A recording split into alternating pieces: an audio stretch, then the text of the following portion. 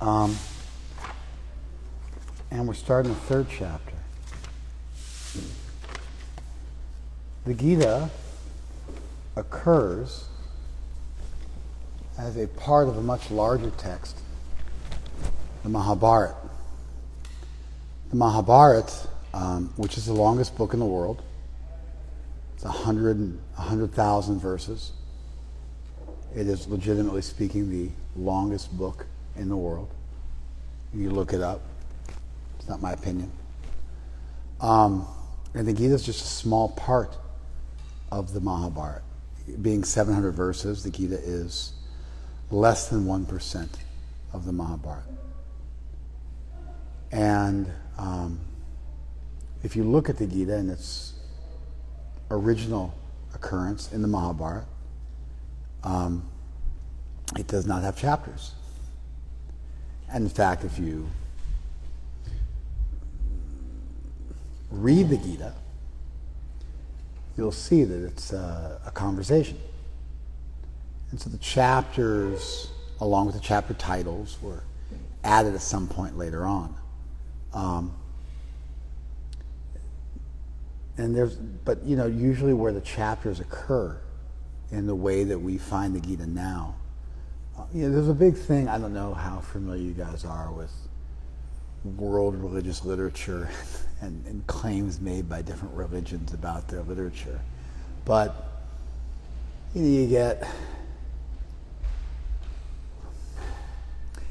these sacred language traditions. So you got Judaism is a sacred language tradition. Hebrew is a sacred language. The Tetragrammaton, YHWH, usually pronounced Yahweh or sometimes pronounced Jehovah, which isn't the way it would really be pronounced, is a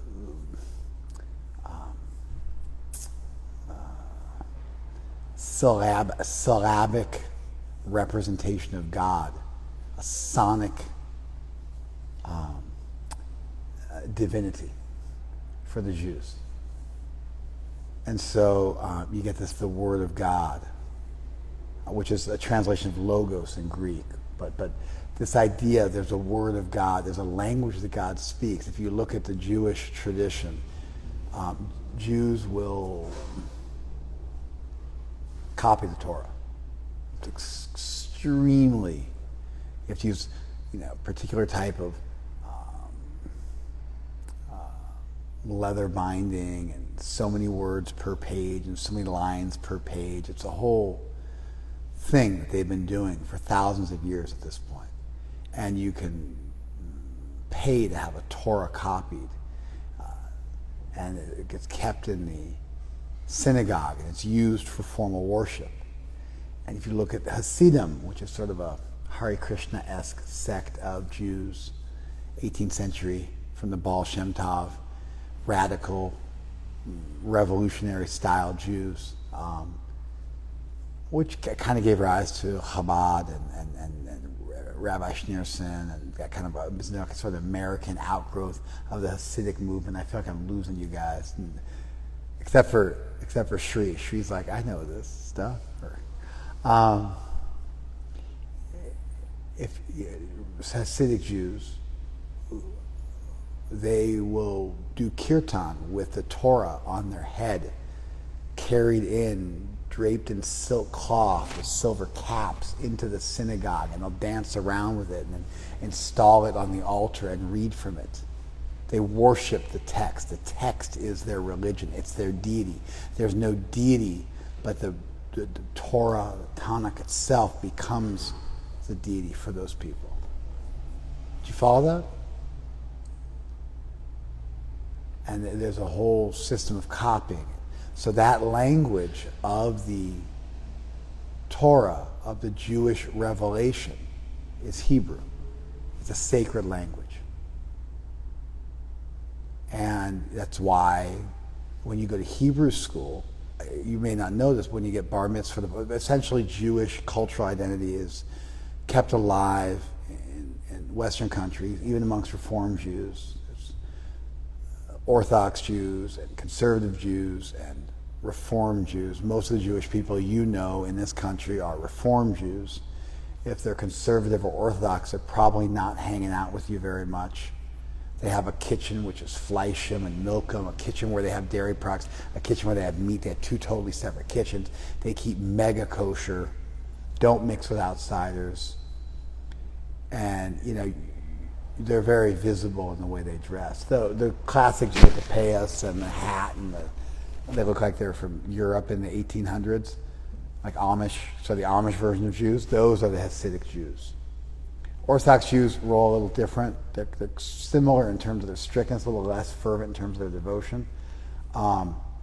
Those types of Jews will go to, you know, seminary type institutions.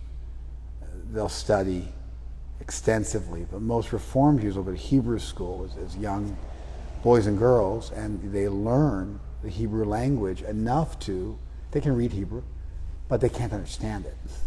They learn enough to recite a portion of the Torah at their bar mitzvah, bat mitzvah, which is their passage into adulthood, but they don't necessarily know what it means. Like you recite a portion of the Torah when you got bat mitzvah, right? Yeah, I can read Hebrew, but I don't know what it means. You don't know what it means. It's easy to learn how to read the alphabet of a given language and then be able to intone the language and say with proper, you know, phonetics, the proper pronunciation of the language. However, that's without cognition. You know, you could imagine, we write English in Roman letters. Did you guys know that? They're not English letters, they're Roman letters. And so all the Romance language, Romanian, Italian, French, Portuguese, and Spanish are all written in Roman letters. And so you could, for instance, pronounce more or less Italian, which is also written in Roman letters, but you wouldn't necessarily know what it means. Does that make sense? So that's what it's like for most Jews with the Torah. But there's a reason why they teach Hebrew, is because their cultural identity is linked to their language. It's a sacred language. You know, essentially for most Jews, their conception is that God speaks Hebrew in heaven. God spoke in Hebrew when he gave the commandments. And so it's like the language is extremely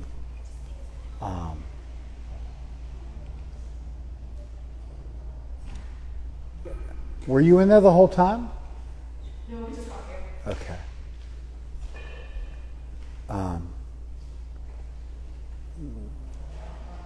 The language is sacred for that group of people.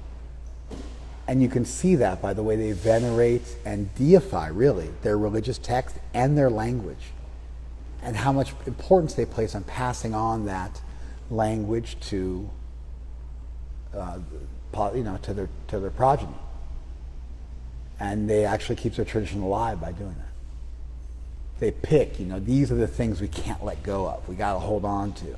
And what is that? It's the Hebrew language, which is spoken as the language of Israel. And so they made it's like a whole group of people. That's their language they speak.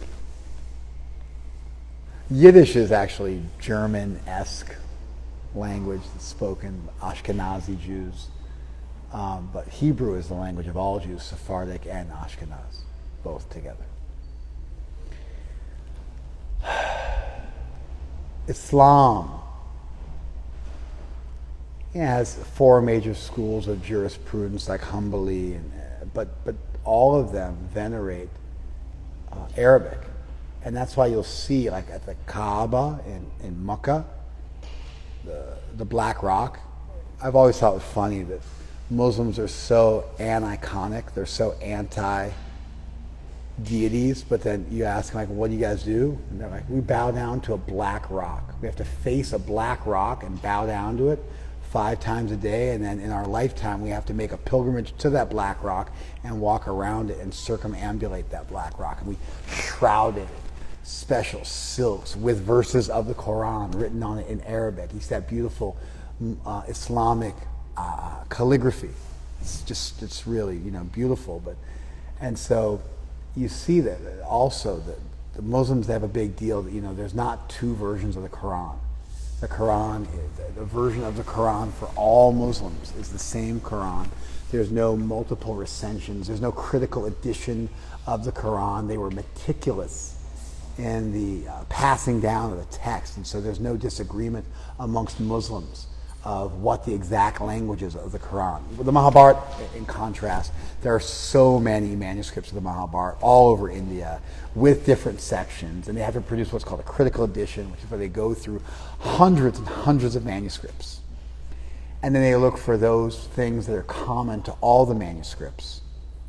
And then that becomes the critical edition. You have to do this especially when you're looking at, palm leaf manuscripts, and you don't have these codexes. Like we got Bibles from, almost 2,000 years ago. Codex Vaticanus, Sinaiticus, and Alexandrius, the oldest Bibles in the world, written in a book form, and they're still around, preserved. They go back maybe 1,700 years or something like that, between the 3 and 400 AD. maybe a little after 400 AD on some of them. So, Vedic texts written on palm leaves and such, they don't last thousands and thousands of years. But if you look at different Bibles, you'll find different recensions, slightly different versions. Of course, they had to vote on which books to include in the Bible. In Constantinople's, at the Council of Nicaea, in Nicaea, next to Constantinople's, at the Council of Nicaea in 324 AD, they voted on what was going to be put into the Bible. And some Gospels didn't make it, other Gospels made it. Christians don't really have the sacred language thing. The Bible's written in Greek. Now, Catholics kind of have a sacred language because they did the Vulgate, which is where they translated from the original Greek into Latin, and then that became the religious language. And in fact, the popes, the papacy, the Vatican controlled Europe for 1,000 years over 1,000 years because they controlled the language, and you had to learn Latin.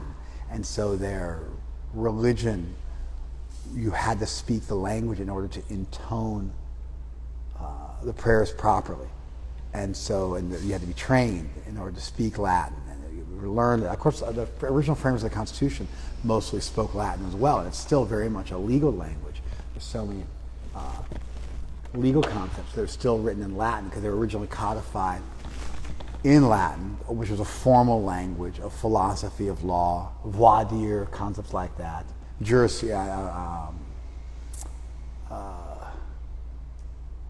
Habeas corpus. I mean, there's all sorts of terms. Mens rea, actus reus. There's all sorts of terms that you use. They're written in, so the bad act, the bad mind. That's criminal intent as well as the criminal act to constitute a crime. Habeas corpus, produce the body. You can't hold somebody without arraigning them. And then voir dire, the process of selection of the jury. All these terms that you will find if you're a lawyer, you got to learn them. They're all codified in Latin, which was the formal language of law, the formal language of philosophy, and the formal language of religion for the Catholic Church, which was spread all over Europe.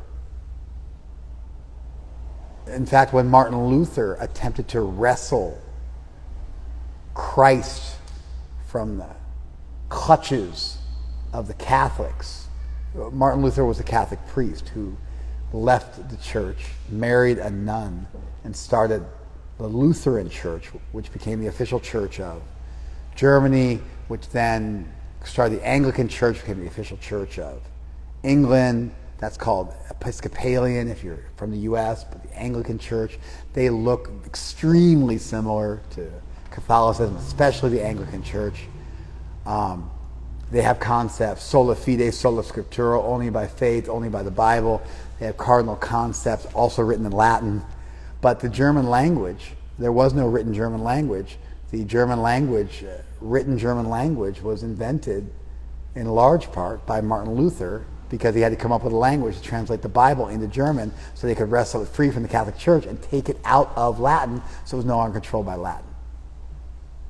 Therefore, no longer controlled by the popes and the Vatican and Italy, essentially. with this sort of Italy was all these like city-states, like Florence was its own thing, and Milan was its own place, and so there were all these. There was no Italy. That's like a modern country. But if you go back more, maybe 150 years, it was all these small little places. Sicily was its own place. That's why, like the mafia is decidedly Sicilian, as opposed to decidedly Italian, because it comes from that particular neck of the woods, extreme southern Italy.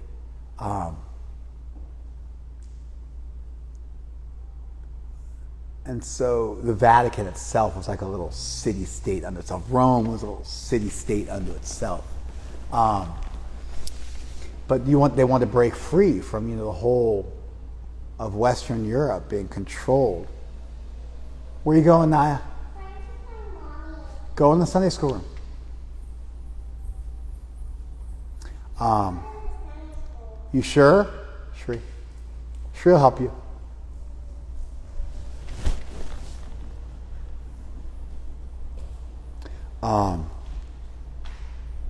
So you got the Jewish and Hebrew and the Tetragrammaton, Yahweh, and copying the Torah and carrying it on your head, wrapping it in silk cloth, and putting silver end caps on it. And it's one of the biggest religious donations you can do is to pay for the Torah to be copied in this meticulous way. It's been done for thousands of years. And you've got Christianity. Greek isn't really a sacred language, but it was the formal language of philosophy, which is why the Bible was written in Greek. But then it just got turned over into Latin. And then that became a real sacred language and a legal language, and it controlled the whole Catholic Church in Western Europe. Then Martin Luther broke free by translating the Bible into German. The Anglican Church broke free by translating the Bible into English. That's the King James Version. I believe it was completed in 1611, right around the same time that Chaitanya Charitamrita was completed, by the way. CC was completed between 1611 and 1614, right around the same time as the King James Bible. Now the Bible is written in English. Now you don't need to know Latin to understand the Bible. Of course, if you really want to understand the Bible, you got to go back to the Greek. Because they mess up a little bit when they do it to Latin, and they really messed up when they did it to English. Like it always talks about Jesus eating meat in the Bible, but that's not what Jesus ate. The word that Jesus ate was broma, which is food. But the word used for what Jesus ate in English is he ate meat. But there's a word in Greek for meat. It's kreos. It's where you get words like creatine from. But it's never used in relation to Jesus. But because in England, when they were translating the Bible, then it was like, let's eat rice, or let's break bread, let's eat meat, because the English ate meat. And therefore they translated food, broma became meat, because that was the right word, but then it gives you the misimpression that Jesus was, eating mutton every other meal or something like that. So they put the Bible into English, and now the Bible's wrested free from Latin. They did it into German, and in fact the German language is a High German and a Low German, and they got mixed together by Martin Luther. They became a written German language, which had not existed up till that point in Germany. There was no unified written German language until Martin Luther created it to translate the Bible into German. The language was created. A written language was created just so that the Germans could break free from Rome. Not even Italy, from Rome and the Vatican. It's wild, isn't it? How important it is, the language you have. How things are rendered in the language. And then there's those problems because you start to move around with the language too much. Something gets lost in translation. Something gets lost in translation. And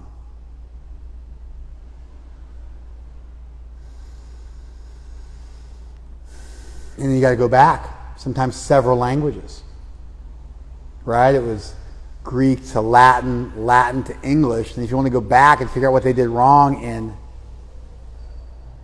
in English, you got to go back over the Latin, double check it against the Greek, make sure they didn't mess it up in the Vulgate, which is the Latin version, translated by St. Basil, St. Jerome, St. Basil, around the 5th century. Bible got rendered into Latin. That became the Vulgate. And so it's a big deal. What was the original author thinking? What were they trying to communicate? Then you got the Septuagint, which is where you get the Old Testament from. Our Old Testament is the majority of the Torah. I say our, but it's not mine. I mean, whatever. I was raised as a Christian, so I guess I can still call it ours. The Old Testament, that is the standard book of Christianity, that's actually the majority of the Torah. Did you know that? There's no Old Testament. There's the Torah. Then the Torah got translated into Greek a couple centuries before Jesus. It's called the Septuagint, Septua, like septuagenarian, 70s, or 70 scholars. This is the traditional, argument for what happened. 70 scholars got together. They all translated it from Hebrew into Greek, and then they compared their version, and all their versions were exactly the same. And that was the proof that the Word of God was correctly conveyed into a new language. You follow? No Jew accepts this. Now, there were Jews who would have read the Bible in Greek because it was a bit of a lingua franca in that the common language in that part of the world at that time. So there was some value in translating the Torah in Hebrew into a more standard philosophical language. And that's then the Bible. Then the New Testament was also written in Greek because it was the formal language of philosophy. But if you go to a Jew, like if you're reading the King James Bible and you read the Old Testament in the King James Bible, then you got to go back to the Latin, then you got to go back to the Greek. You can't go back to the Greek, you got to go back to the Hebrew. And if you talk to rabbis, they will it's insane. The sustained critiques, the sustainable and systematic and just massive critiques leveled by Jewish scholars against the travesty that Christianity has made with their text. How grossly the text is misunderstood, how mistranslated it is into Greek, how mistranslated it is into Latin, how mistranslated it is in English, and how Christians have no clue what the Old Testament, which is ultimately the Torah, actually says. And the thing is, they've got the same language for 2,500 years. And they've been meticulously passing it on one generation at a time.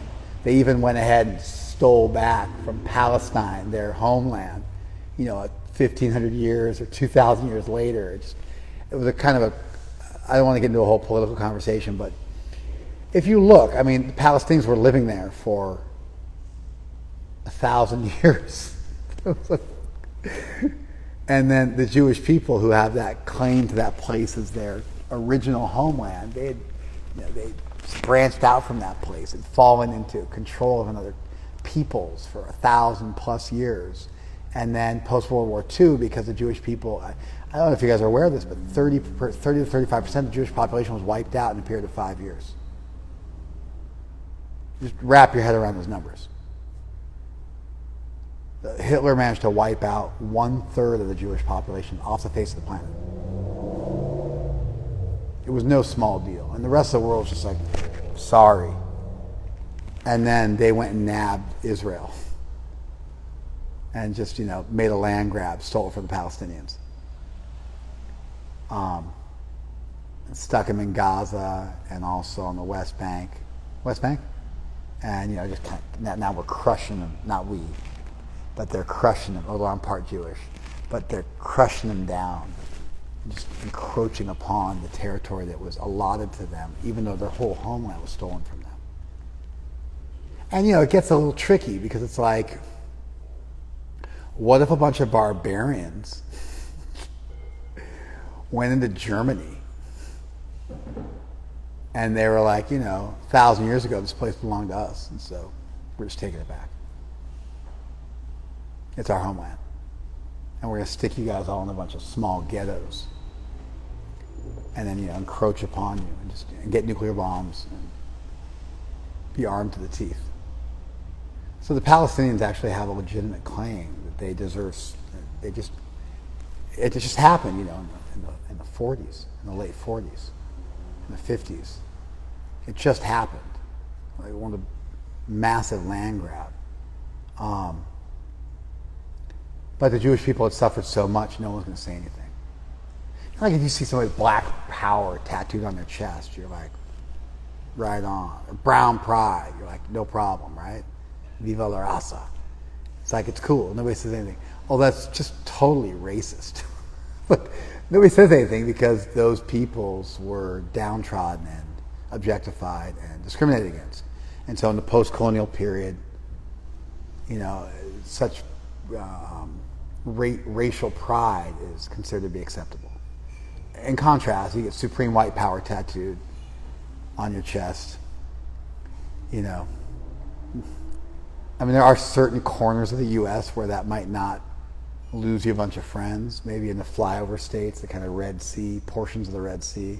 But in most of the U.S., you get branded as a racist real quickly. Because you aren't in a post-colonial period. You are the ruling class. You are the ones who subjugated others, and then take racial pride at this point is considered to be inappropriate. Okay, anyway, that was just my own opinion. And I'm also for the Jewish people having their own place. It's just a real complicated situation now because you've got the most densely populated place in the world is the Gaza Strip. The most densely populated human real estate on planet Earth is the Gaza Strip. At least it was a few years ago when I read up on it. Most people per square meter. Because they can't leave. They got nowhere to go. They're refugees. Jordan won't accept them. Syria won't accept them. Egypt won't accept them. Nobody's accepting them. And their whole culture is there, and their real estate's just shrinking with sort of an eminent domain kind of situation. We did a lot of this to the Native Americans in this country. Okay, so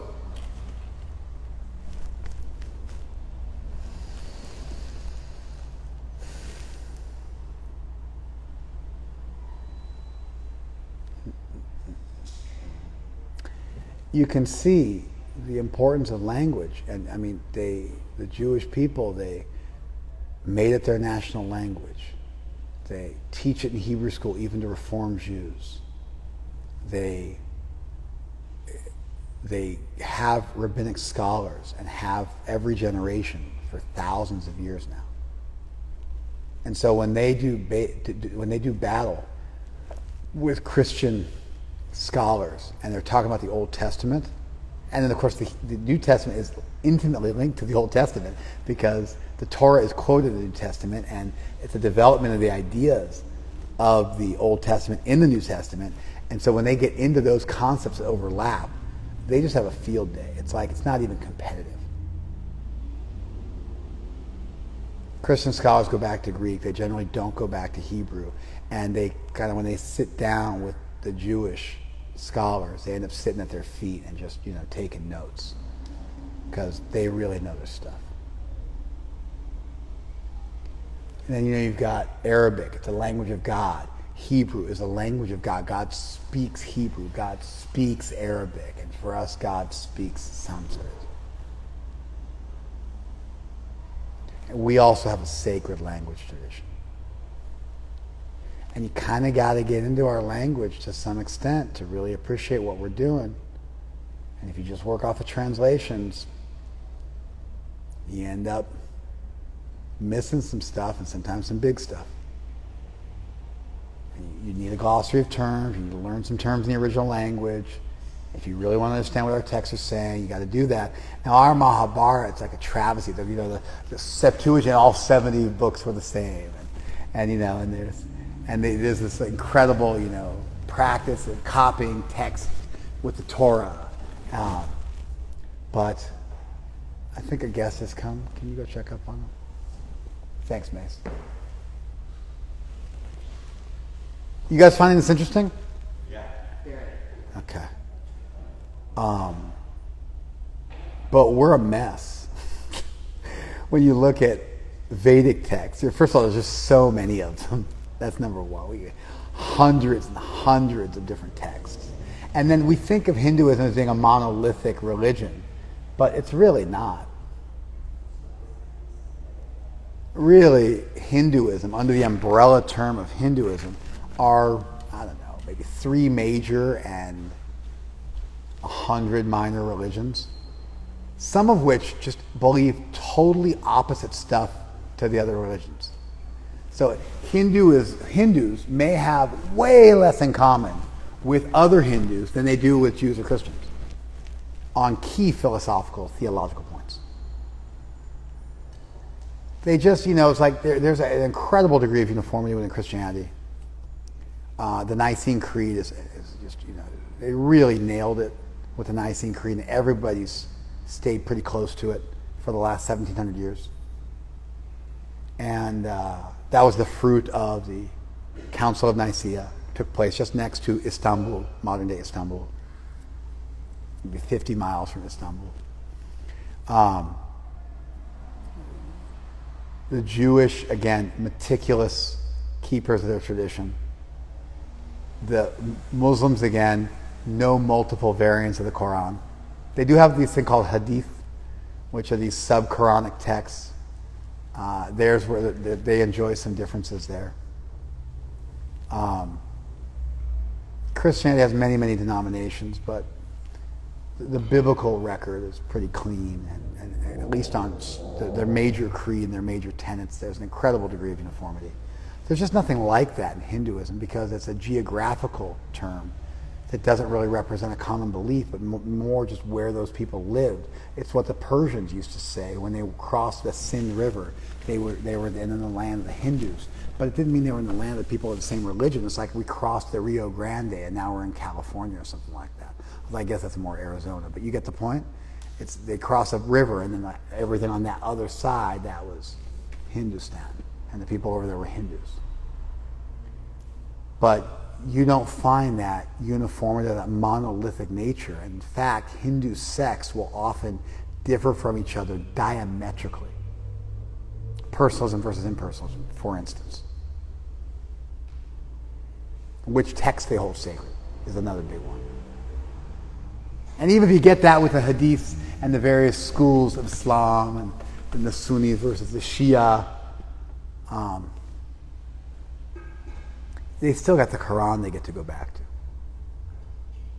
Hinduism doesn't have that. Maybe the Gita is a very, very well-loved text, but certainly there are sects of Hindus that don't place a lot of importance on the Gita. And when I say sects, I mean tens of millions of people. It's not like we're not talking like there's a few hundred of them somewhere, like, up in the Ozarks, letting snakes bite them and drinking mercury, and not like that, like some weird small sect of Christianity that's thriving in Kentucky. But I mean, large swaths of people. Are you able to hear me? It's just sometimes it's a little fast when I get across. Okay, it's a speed thing. But Okay. sometimes I can hear some of the words you're saying. Can you hear what I'm saying? All right. I got like a built-in microphone. I can always up the volume, and so I can speak louder, and I can speak slower. But I can't speak super slow. Like if I was speaking just to you, I would speak super slow. Y a veces yo voy empezar hablando en español. Así hacer mis puntos más exacta, ¿cómo se dice?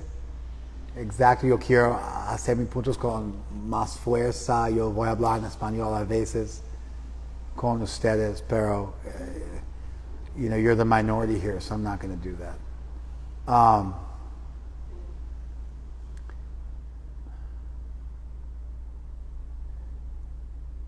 Really, if you look at the major religions of the world, and Judaism is not a major religion. There's 15 million Jews. There's 2 billion Muslims, 3 billion Christians. So Judaism just gets a favorable nod because they were the OGs and everybody borrowed from them, and so they were there first, so they get included even though they're a super minor sect, comparatively speaking. 200 to 1, 150 to 1 outnumbered by those other two major religions.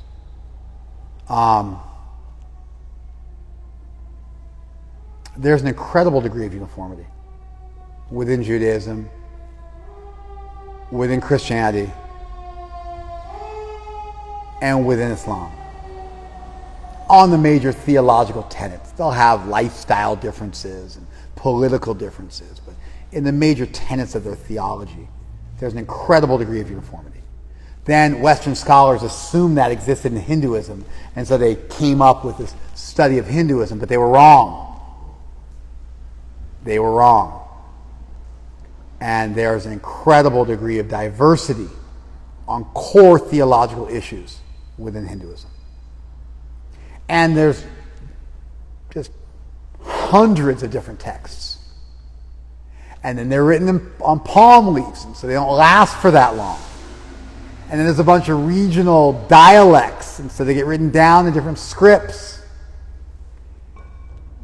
And then, and they just change hands in the telephone game, and then you got to start to do a critical edition to try to figure it out. But of course, that critical edition, it's not necessarily that what is common to all the texts is going to be what's actually in the original text. It could be that this particular text from that particular province is the original, and all the other ones are derivative. And so when you go what they all have in common, you just missed a bunch of the original stuff that was in only one of the texts, or in this text and then ones right around it.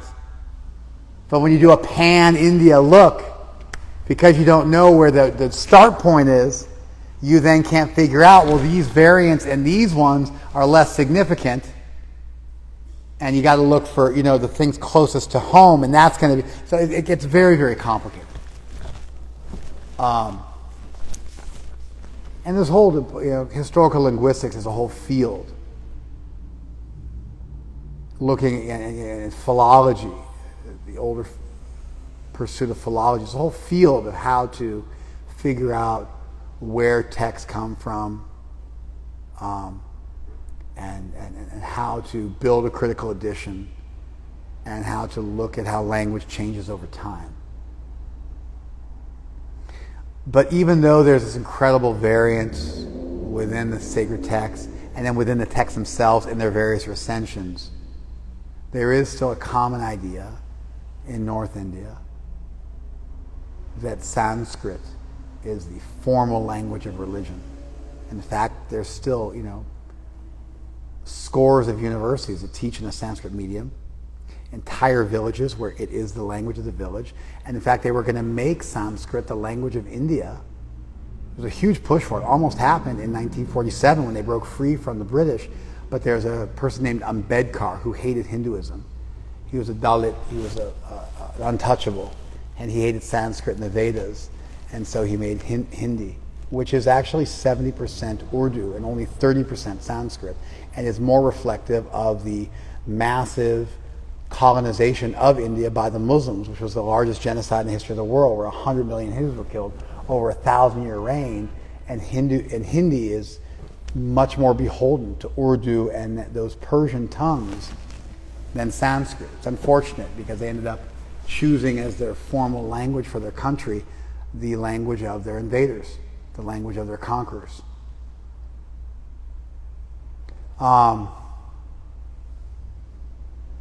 But anyway, if you really want to dig into a text, you got to get familiar with some of the language. And I gave you examples from all over the world of religion.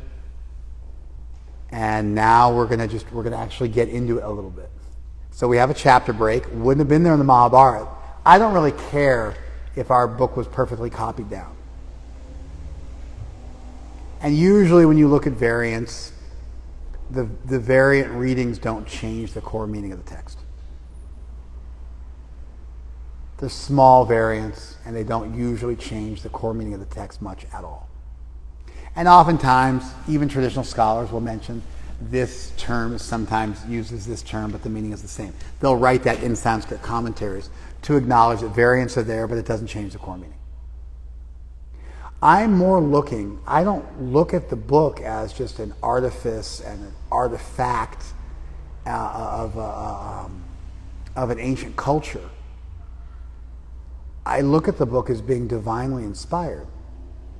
And I'm more concerned about the truth value of the claims made in the book. And I'm less concerned about small variants in how it was copied down. I'm less concerned about what script it was written in. There's various scripts. Sanskrit can be written in as well. I'm more concerned about the meaning of the verses and whether they have truth value. And even if you did an excellent job of preserving, your text arguments for why slavery is justified, great. Now I know precisely what the stupid people a long time ago thought and how they justified their invalid position. You follow? If I find I want to find a 2,500-year-old argument from Judaism on slavery, and now I really know what those stupid people a long time ago thought. You follow? I'm much more concerned about truth value. And then as a sideline or something you can look into a little bit if you want to comprehensively understand the tradition, then you can look into variant readings and this and that and comparing and contrasting and looking at the evolution of a text over time and different recensions, and you can get into all that stuff.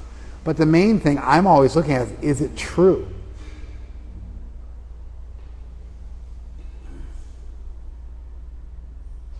So we're now going to look at two things while we read.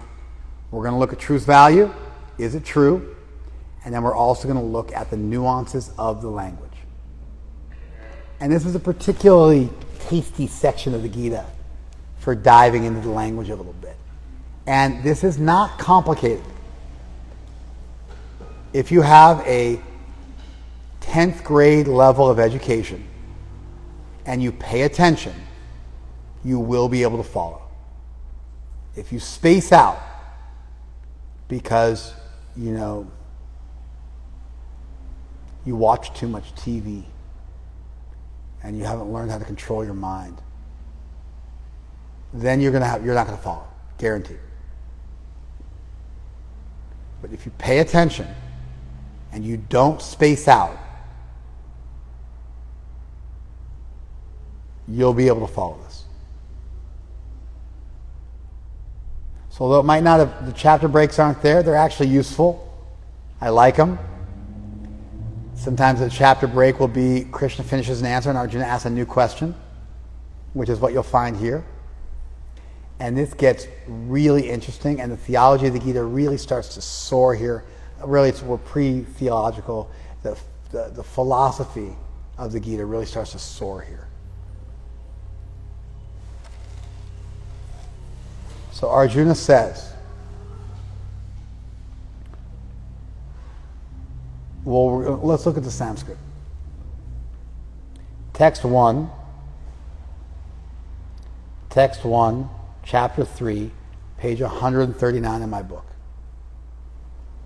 Jayasi chet karmanaste mata buddhir janardan.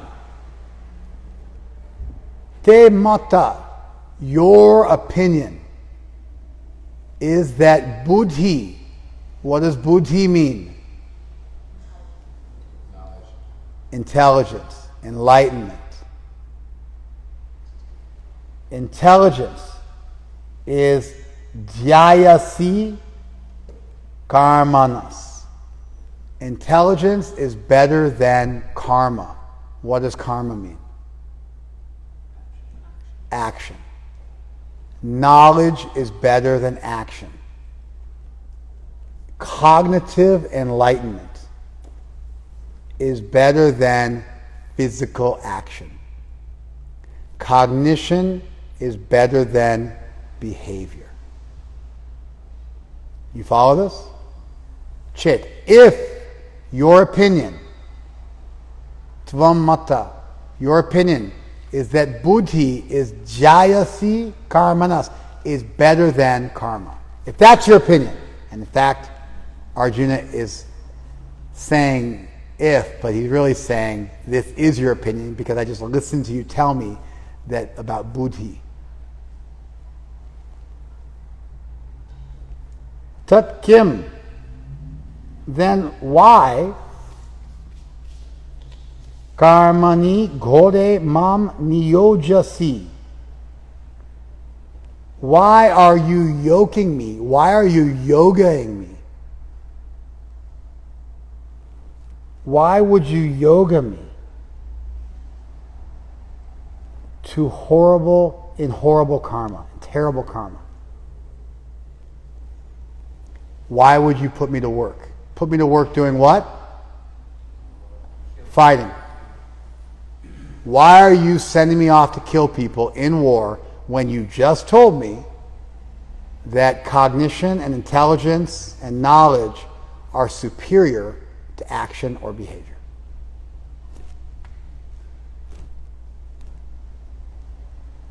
Well codified doubt. Arjuna's bringing his A game. Now, Arjuna is ultimately, in this text, a total buffoon. Why is Arjuna a buffoon for asking this question? Because Krishna systematically presented how you could marry action to cognition in the previous chapter. He never contrapositioned those two items. Rather, he explained how you should do your duty without attachment, and he perfectly married the two ideas together. It was totally consistent and totally systematic. And so the only way Arjuna could make this argument is if he had not understood the second chapter, which was perfectly clear.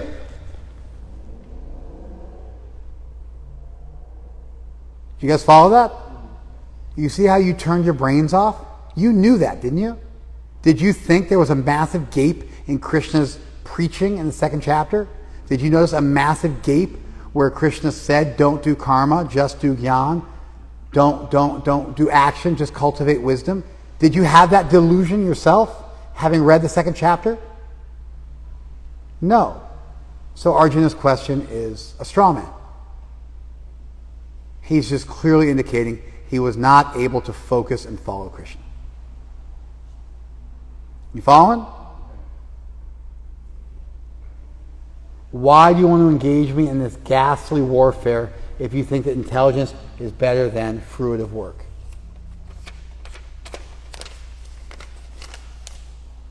Anyway, a well-done straw man is good. Roddy?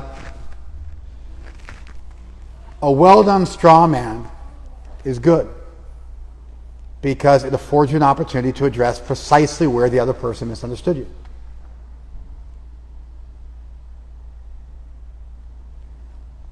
I semi-regularly encounter pseudo-intelligent people who think they have an argument against something I've said. I mean, I also sometimes encounter smart people who have a scathing critique of what I've said. I'm not saying that it could never happen, it does never happen. But I regularly encounter sort of pseudo-intelligent people who think they discover some flaw in what I've said. And if they're smart enough to articulate their foolish misconception about what I said, then it's a great stalking horse because I can then point out exactly and precisely how they misunderstood me.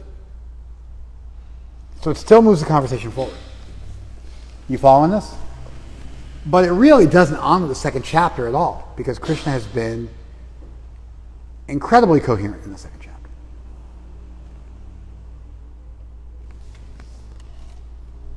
Vimrisheneva vakyena buddhim mohayasi eva me. My buddhi, my intelligence, mohayasi, I am bewildered in my intelligence. Vyamrisheneva vyakyena, by your equivocal mixed words.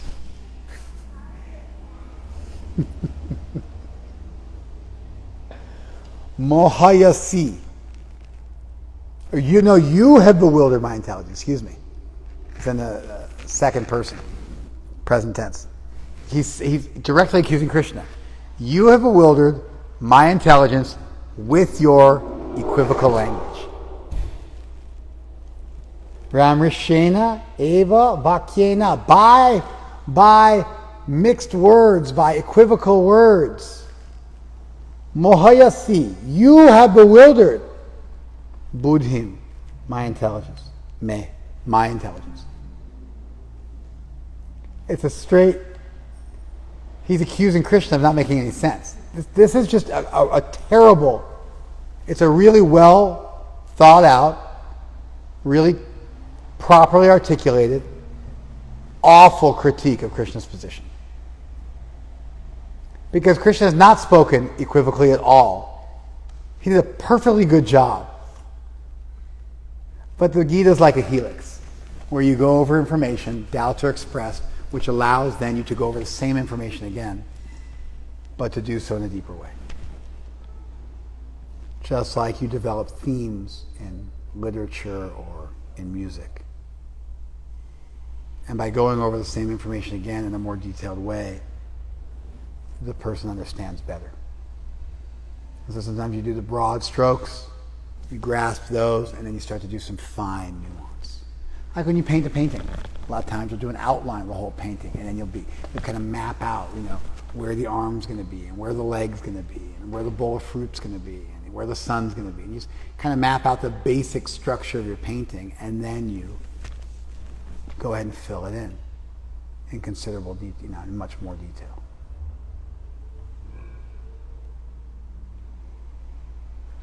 Tadekam vad nischitya.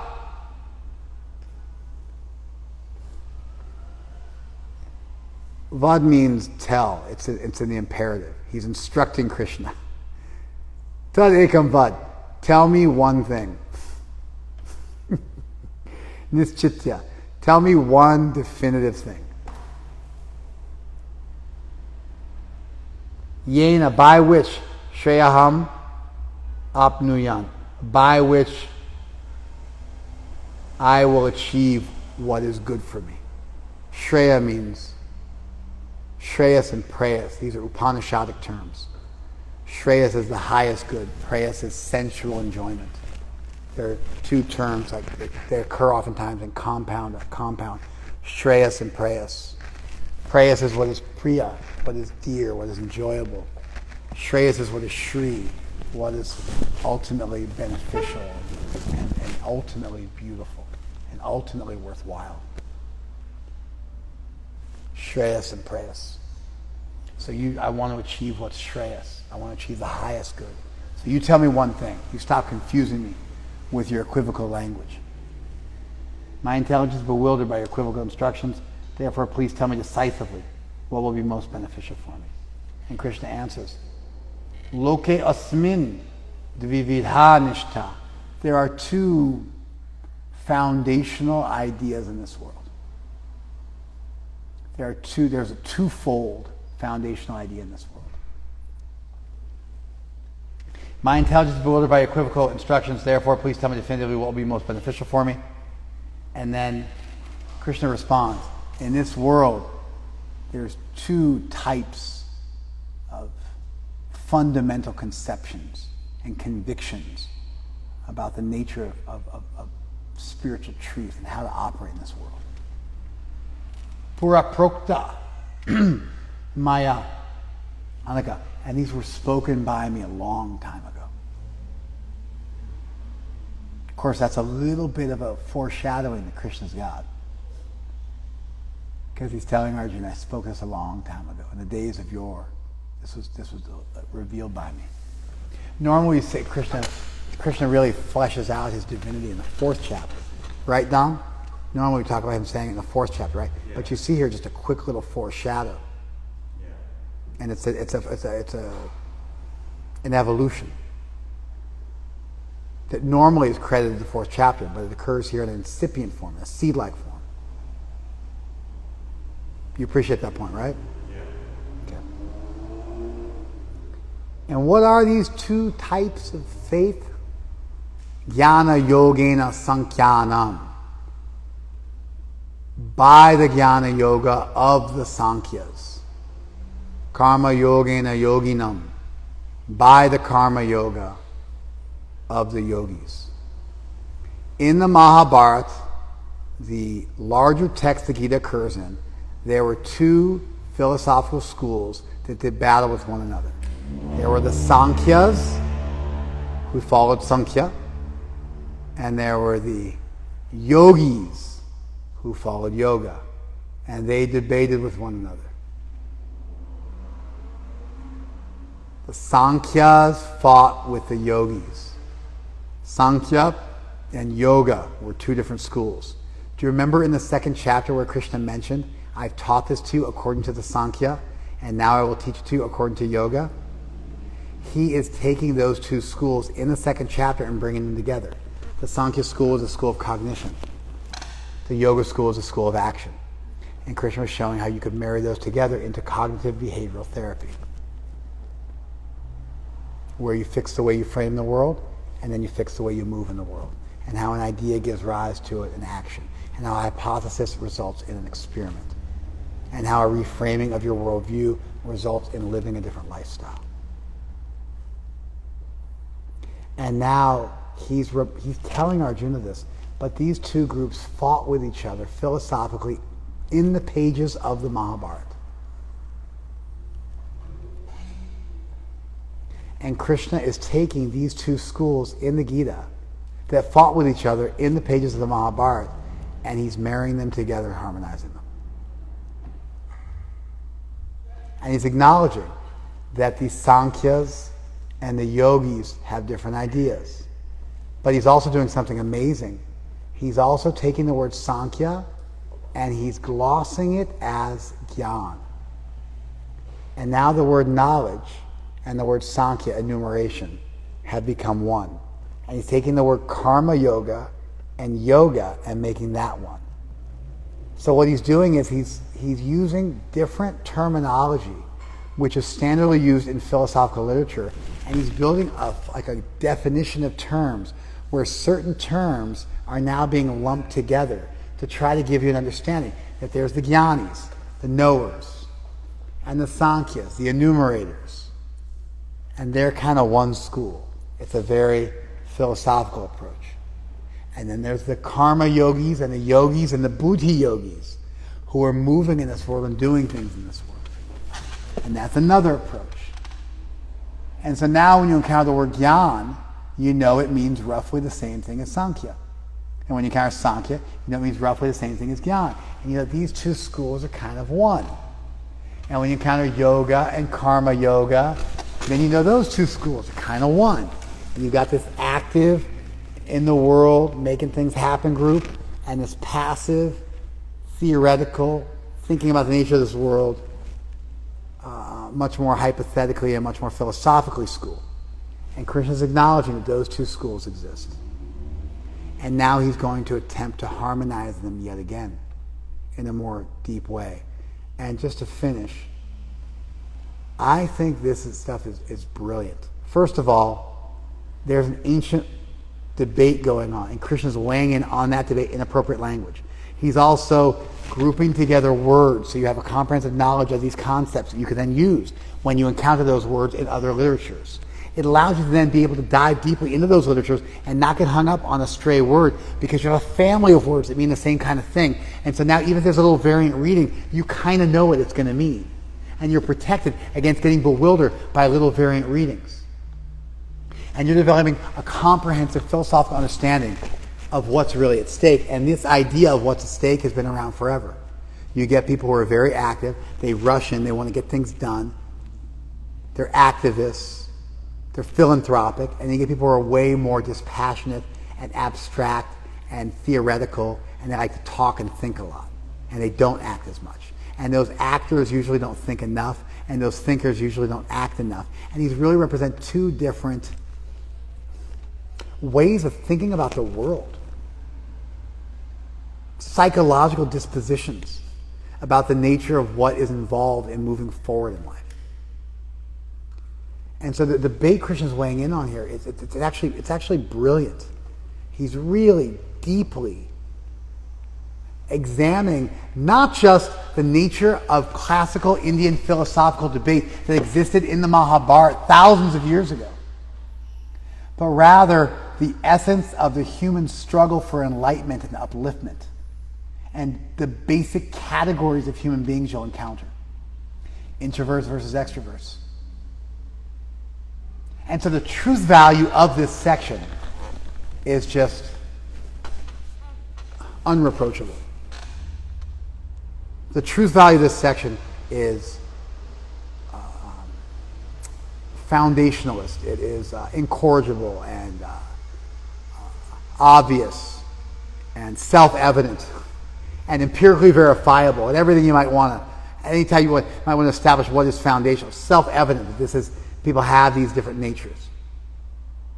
You can, even if you argue that everybody has elements of both, fine. Then there's still two things. They just happen to both be going on inside of you. And there's still a dark wolf and a wolf of darkness and a wolf of light inside you vying for supremacy, and a devil on one shoulder and an angel on the next. But there's still two sides. There's still a dialectic going on between two sides within you, or between two communities. However you want to frame it out, it doesn't matter. These are two realities that people contend with. And Krishna's developing language to talk about it. And he's acknowledging to Arjuna, I understand why you would want to pigeonhole me into being in one of these two camps, because you're familiar with both camps. And so you have to assume they are irreconcilable and mutually exclusive. I understand that. I understand there's these two camps. And I have fleshed out both these facets in various places in the past. And let me weigh in for you even in more detail what I want for you to do. And how I want to marry these two schools together. And how they don't need to be mutually exclusive. How they're not diametrically opposed. And so Krishna is solving an ancient debate in India, in the language that was used. He's building you a word family so you can understand concepts and then be able to read many different texts and understand what they're saying on a deep level. And ultimately, there's an incredible truth value in what he's saying here, because he's getting to the heart of the human condition and our quest for advancement, our quest for knowledge, our quest for enlightenment, our quest for progress. Did you guys see what I just did? I took that long-winded, hyper-tangential intro that seemed like I was just dealing with everything under the sun in some sort of spastic way. And I made use of all of it so you could better appreciate what's going on in these texts and the layers of meaning that you would never know if you didn't know the larger literature, if you didn't know the larger language, if you hadn't studied extensively.